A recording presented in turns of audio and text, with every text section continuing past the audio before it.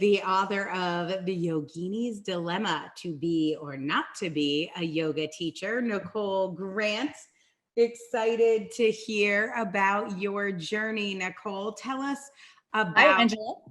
Hi, tell us about this last year. Your book is out on audiobook. That's it. We've run the cycle. You got an That's ebook, it. Yeah. an audiobook, you got a print book. This book has gotten into thousands of people's hands. What's the best thing about being an author?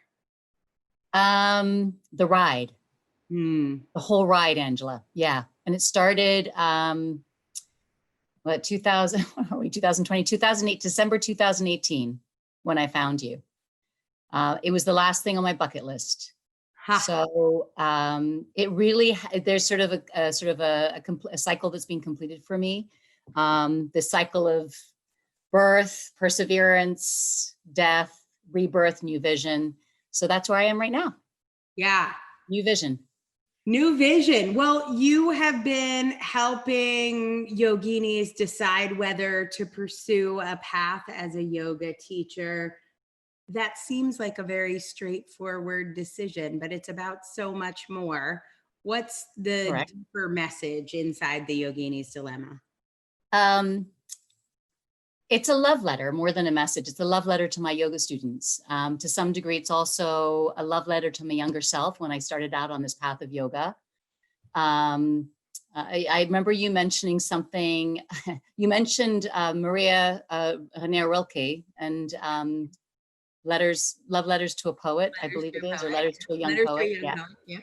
And one of my favorite books. I've read it, reread it, and it inspired me. You know, I said, this is how I speak to my students. And this is, you know, Lord had mentioned this earlier on in this sort of sequence of interviews, that we need caring. We need caring in this world. And I feel so strongly, I think I got to a point in my teaching, not just in my own practice, but in my teaching of yoga, where I really feel like we have to show up and do the work. We can't do the spiritual bypass thing anymore. Yeah. We can't just do the asanas. We can't just do the movements. This is an embodiment practice. If we don't do this work on ourselves, we don't take care of ourselves, if we don't listen to ourselves, we're not going to be able to hear what other people are saying. We're not going to see that our lives are a reflection of what's going on within us. We will not be able to bring ourselves into alignment with our lives and vice versa. So this to me is the yoga practice. Yoga comes from the Sanskrit word yuk, which means to yoke, which means to bring together, to bring into harmony, to bring the yin and the yang together, right? So it's not one replacing the other. It's harmonization. So true. Yeah. I remember the first time I went to India, I actually married a guy who was Indian. I went to India and I was like, well, it's so dumb, but while I'm here, I really want to take a yoga class. Like I want to take a yoga class in India.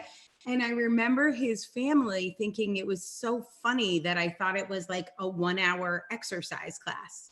They're like, this is yoga. Like we're doing yoga all the time. Like it's not a place you go and pay $17, which is what a yoga class was at that time in my life. They're like, you don't just go and pay $17 and walk out and you finished your yoga.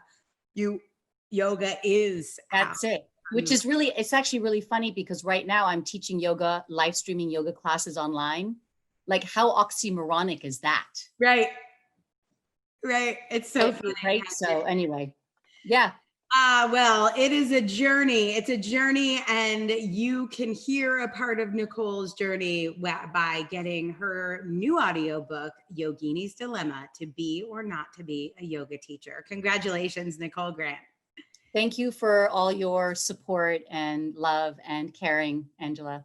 Yay. Thank you, Nicole. Thank you so much.